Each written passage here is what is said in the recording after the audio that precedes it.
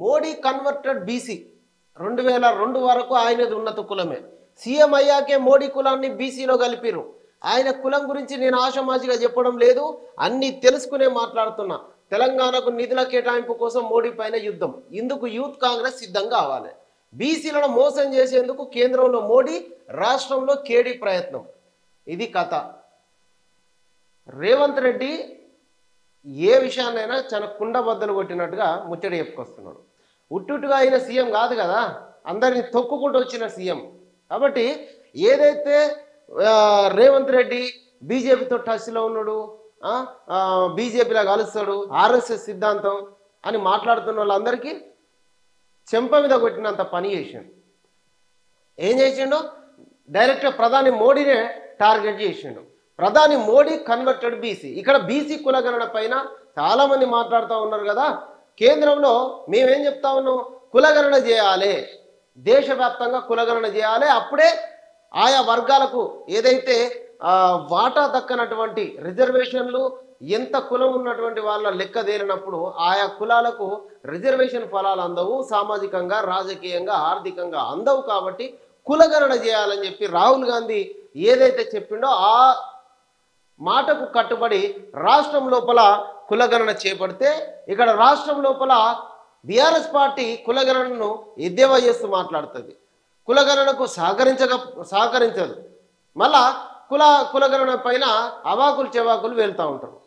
ఇక అక్కడ కేంద్రంలో ఏమో బీసీ ఈ కులాలను సంబంధించి ఏం మాట్లాడరు. మోడీ కులం బీసీ అని చెప్పేసి, కన్వర్టెడ్ బీసీ అని చెప్పేసి చెప్పుకోవచ్చు. ఇది గత కొన్నేళ్ళుగా జరుగుతూ ఉన్నది.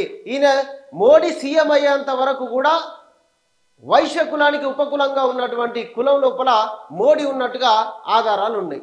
ఎప్పుడైతే మోడీ సీఎం అయిన తర్వాతనే తన కులాన్ని బీసీ కులాల లోపల కలిపి నేను అప్పటి నుంచి బీసీని అని చెప్పేసి ఒక మాట చెప్తూ రావడం జరిగింది.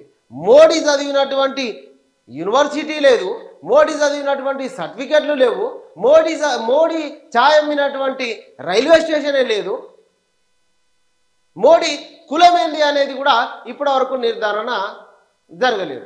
దానిపైన రేవంత్ రెడ్డి మాట్లాడుతూ మోడీ కన్వర్టెడ్ బీసీ అని చెప్పేసి స్పష్టం చేసిండు. ఏది? ప్రధాని నరేంద్ర మోడీ బీసీ కాదు, ఆయన లీగల్లీ కన్వర్టెడ్ బీసీ. 2002 వరకు ప్రధానిది ఉన్నత వర్గమే. మోడీ గుజరాత్ సీఎం అయినాక తన కులాన్ని బీసీలో కలిపిరు. సర్టిఫికెట్ మాత్రం బీసీదే, కానీ ఆయన మనస్తత్వం మాత్రం అగ్ర కులానిది. అన్ని తెలుసుకునే ప్రధాని కులం గురించి మాట్లాడుతున్నా అంటూ ముఖ్యమంత్రి రేవంత్ రెడ్డి స్పష్టం చేసిండు. ఆయన ఆర్ఎస్ఎస్ బీజేపీలో చేనేతలు అన్నందుకు అని మాట్లాడుతున్నారు కదా, వాళ్లకు చెంప మీద కొట్టేటువంటి సమాధానం చెప్పాడు. ఇది కదా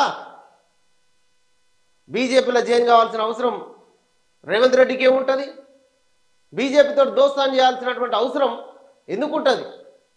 అన్నీ తెలుసుకొనే మాట్లాడుతున్నాడు, అన్నీ అర్థం చేసుకునే మాట్లాడుతున్నాడు. కేసీఆర్కు రాష్ట్రంలో జీవించే హక్కు లేదు. ఇక నిన్న ఒకటేసారి రాహుల్ గాంధీ ఇచ్చిన మాట నిలబెట్టేందుకు తాను సీఎంగా బాధ్యతలు తీసుకున్నానని సీఎం అన్నారు. ఇందులో భాగంగా సాహసోపేత నిర్ణయం తీసుకొని బీసీ కులగణన, ఎస్సీ వర్గీకరణకు పకడ్బందీగా చేపట్టినట్టు చేసిండు. అయితే కులగణన, ఎస్సీ వర్గీకరణ పైన పక్కాగా చేసిన మా లెక్కను తప్పంటారా అని ప్రశ్నించారు. ఇది బీసీ కులగణన పైన కొంత భిన్న వాదనలు వినిపిస్తున్నాయి. ఎస్సీ వర్గీకరణకు సంబంధించి దశాబ్దాల కాలంగా ఉన్నటువంటి వర్గీకరణ ఉద్యమం లోపల నేను భాగస్వామిని అయినా కాబట్టి ఆయా వర్గాలకు వర్గీకరణ జరిగితేనే న్యాయం జరుగుతుందని మందకృష్ణ మాదిగని పిలిచి మాట్లాడడం జరిగింది అంటూ కూడా నిన్న మాట్లాడడం జరిగింది. ఇకపోతే ఇక వీళ్ళు బీసీ లీగల్లీ కన్వర్టెడ్ బీసీ అని సీఎం చెప్తే ఇక్కడ వీళ్ళు ఇక బండి సంజయ్ అందుకున్నాడు. రాహుల్ గాంధీది ఏ కులం ఏ మతం, జనపద నుంచి చర్చ మొదలు పెడదాం, బీసీ రిజర్వేషన్ ఇష్యూ దారి మళ్లించేందుకే కాంగ్రెస్ యత్నం, కేంద్ర హోంశాఖ సహాయ మంత్రి బండి సంజయ్. ప్రధాని కులం పైన చర్చ కోరుతారా? రాహుల్ గాంధీ ఏ కులానికి చెందిన వాళ్ళు, రాహుల్ గాంధీది ఏ మతం, ఇదే కులాలు మతాల గురించి మళ్ళీ ఒక చర్చ మొదలుపెట్టారు. అయితే ఇక్కడ రాహుల్ గాంధీకి మోడీకి మధ్య తేడా ఏంటంటే, మోడీ ఉన్నత వర్గాల కోసం పనిచేస్తాడు. మోడీ ఉన్నత వర్గాలకు ఎట్లాంటి బెనిఫిట్లు అందించాలనే దానిపైన ఆలోచన చేస్తాడు. రాహుల్ గాంధీ కింది స్థాయి వర్గాల లోపల మాస్ పీపుల్ తోటి కనెక్ట్ అయి ఉంటాడు. ఈయన అల్లర్లు జరిగిన మణిపూర్ అల్లర్ల దగ్గరికి వేయండు, అస్సాం లోపల గిరిజన తెగల దగ్గరికి వేయండు. దాదాపుగా కింది స్థాయికి రాహుల్ గాంధీ మొదట్లోకి ఇప్పటికి చాలా తేడా కనబడతా ఉన్నది. ఆయన రాజకీయంగా ఎంత ఎదుగుతున్నాడు అన్నదానికి. మోడీ ఉన్నత వర్గాల కోసం పనిచేస్తే రాహుల్ గాంధీ కింది స్థాయి వర్గాల గురించి ఆలోచన చేస్తాడు. అందుకోసమే కులగణన చేపట్టాలని అన్నాడు. కులగణన జరిగినప్పుడే ఆ వర్గాలకు అంటే కింది స్థాయి వర్గాలకు లాభం కలుగుతుందని మాట్లాడడం జరిగింది. ఇది వాళ్ళిద్దరి మధ్య ఉన్నటువంటి తేడా. ఈ చదువుల గురించి మోడీ సర్టిఫికేట్ ఏందో తెలియదు. ఇక్కడ రాహుల్ గాంధీకి సంబంధించినటువంటి యూనివర్సిటీకి ఆయన గెస్ట్గా పిలిచినటువంటి పరిస్థితి ఉన్నది. మహానగరం హెచ్ఎండిఏ విస్తరణకు ప్రణాళిక 25 ఏళ్ల అవసరాలను దృష్టిలో ఉంచుకొని మాస్టర్ ప్లాన్ 3-4 నెలల్లో డ్రాఫ్ట్ విడుదల. ఈ ఏడాది చివరి వరకు అమలుకు ఛాన్స్. ప్రస్తుతం ఉన్న 6 జోన్లు 10కి పెంచే ఆలోచన. 13,000 చదరపు కిలోమీటర్ల విస్తీర్ణం వరకు విస్తరించే అవకాశం. హైదరాబాద్ మహానగరాన్ని మరింతగా విస్తరించేందుకు రాష్ట్ర ప్రభుత్వం సిద్ధం అవుతున్నది. వచ్చే 25 ఏళ్ల అవసరాలను దృష్టిలో ఉంచుకొని మాస్టర్ ప్లాన్ 2050కి హెచ్ఎండిఏ కసరత్తు షురూ చేసింది. ఇక సిఈసిగా జ్ఞానేష్ కుమార్ 18న ముగియనున్న రాజీవ్ కుమార్ పదవి కాలం. టైం కన్నా ముందే కొత్త వ్యక్తిని నియమించనున్న కేంద్రం. సోమవారం జరిగే భేటీలో జ్ఞానేష్ పేరు సిఫారసు చేసేటువంటి అవకాశం. మాజీ డిఎస్పీ ప్రణీత్ రావుకు బెయిల్. ఫోన్ ట్యాపింగ్ కేసులో హైకోర్టు మంజూరు. కేసులో అరెస్ట్ అయిన వాళ్ళందరికీ బెయిల్. విదేశాల్లోనే మాజీ చీఫ్ ప్రభాకర్ రావు, శ్రవణ్ కుమార్. ఫస్ట్ ఈ కేసు లోపల కేటీఆర్ను, అవినీతి కేసు లోపల కేటీఆర్ను, హరీష్ రావును, కేసీఆర్ను ఖచ్చితంగా అరెస్ట్ చేస్తేనే జనం మళ్ళీ కాంగ్రెస్ పార్టీని నమ్మేటువంటి పరిస్థితి ఉన్నది. వాళ్ళు ఏదైతే అధికారంలో రాకముందుకు మీరు అవినీతి చేసిరని ఎట్లయితే ఆరోపణలు చేసిరో ఆ ఆరోపణలన్నింటినీ రుజువు చేసి వాళ్ళని జైల్లో పెట్టాల్సినటువంటి అవసరం కూడా కాంగ్రెస్ పార్టీ పైన ఉన్నది. జియో హాట్స్టార్ ఒకే ప్లాట్ఫామ్ను Disney plus Hotstar Jio cinema 149 నుంచి ప్లాన్స్ ప్రారంభం. 50 కోట్ల మంది యూజర్లతో కీలక ఓటీటీగా అప్డేట్. నెట్ఫ్లిక్స్, అమెజాన్ ప్రైమ్కు గట్టి పోటీ ఇస్తుందని అంచనా.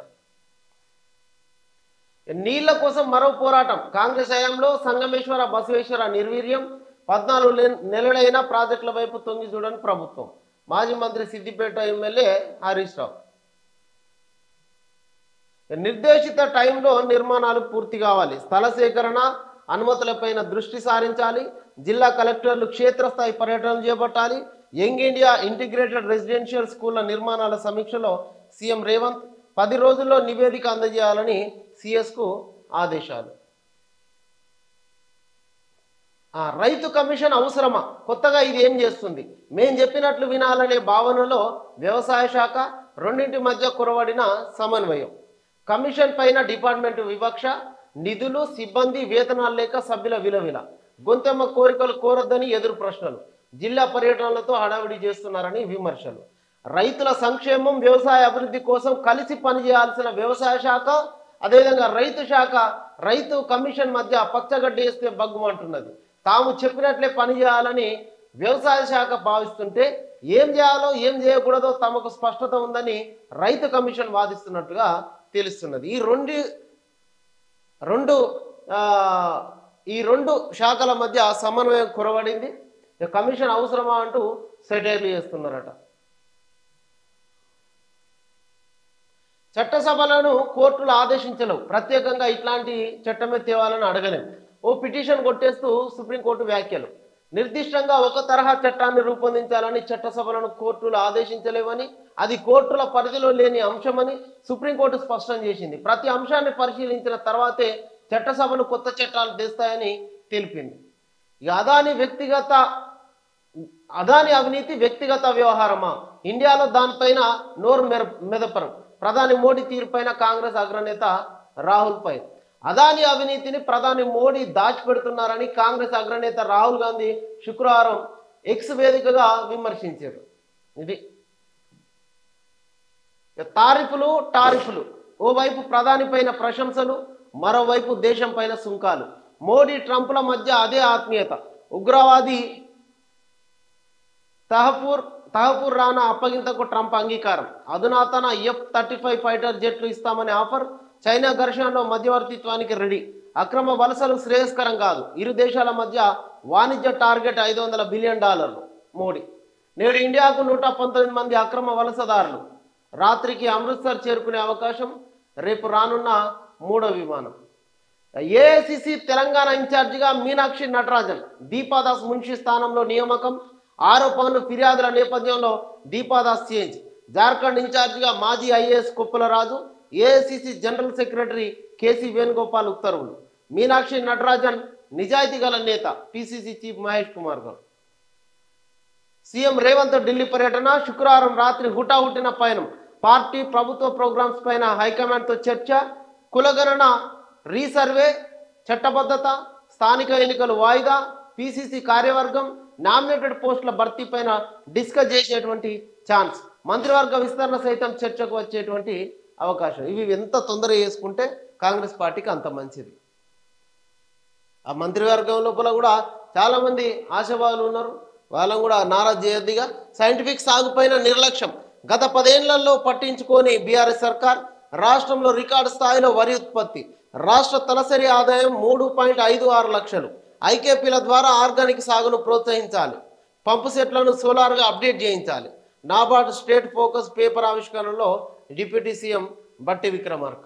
ఇది సైంటిఫిక్ సాగుపై నిర్లక్ష్యం చేసింది బీఆర్ఎస్ ప్రభుత్వం అంటూ కూడా నిన్న బట్టి విక్రమార్క మాట్లాడడం జరిగింది. ఇది రాష్ట్రాన్ని, రైతాంగాన్ని గత 10 ఏళ్లలో పట్టించుకోలేదని చెప్పి బట్టి విక్రమార్క మాట్లాడుకురావడం జరిగింది.